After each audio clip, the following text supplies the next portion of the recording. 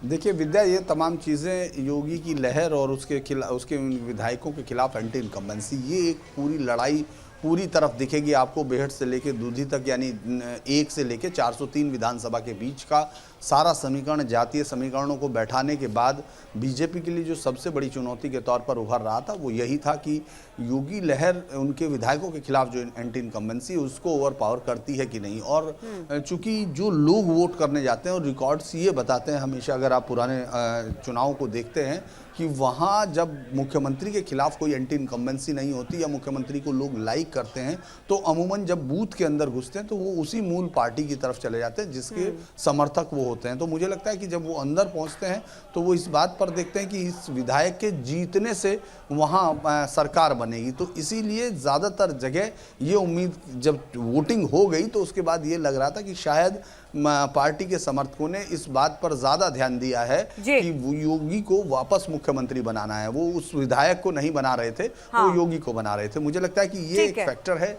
जो ज्यादा तरीके से आपको दिखाई देगा। धीरेन्द्र, एक महत्वपूर्ण सवाल ये भी, इस बार वो कौन कौन से फैक्टर आपको नजर आ रहे हैं जो एक बड़ी चुनौती के रूप में, खासकर मैं कहूं सत्ताधारी पार्टी के सामने आपको नजर आए? क्योंकि जाहिर है कि एंटी इनकम्बेंसी सत्ताधारी पार्टी के खिलाफ होती है, उन विधायकों के खिलाफ होती है, इसका क्रेडिट विपक्ष में रहने वाली पार्टी को मिलता है।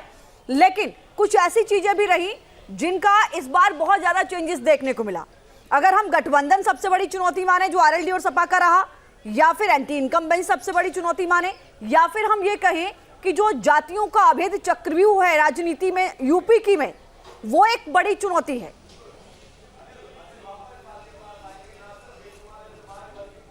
देखिए, अगर आप मुझसे जो पूरे यूपी को घूमने के बाद मुझसे पहला अगर इसको देखें तो मैं इसको ये मानूंगा कि गठबंधन या वो तमाम चीज़ें नहीं थी।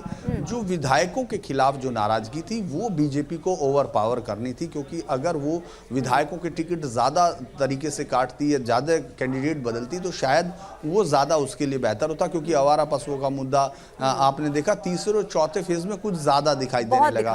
फर्स्ट 2 फेज में आपको दिखेगा कि पलायन और लॉ एंड ऑर्डर के मुद्दे पर बीजेपी थी, तो तमाम दूसरे अलग मुद्दे रहे। मुझे लगता है कि ये एक बड़ा रहा। रही बात गठबंधन की, तो गठबंधन ने जिस जातीय समीकरण को बनाया जो अभी तक हमको दिखाई दे रहा है लक्ष्मी, क्योंकि जब ईवीएम खुल जाएंगे तो और तय होगा, लेकिन जो सबसे बड़ी चीज आपको दिखाई देगी कि वो जातीय गठबंधन लगता नहीं है कि जैसे साध पाया हो। क्योंकि ओम प्रकाश राजभर लंबे समय से पहली बार जब जीते जब वो बीजेपी के साथ थे। कृष्णा पटेल कमेरावादी पार्टी आप देख चुकी हैं, इससे पहले चुनाव में भी कोई खास कुछ नहीं कमा पाई थी।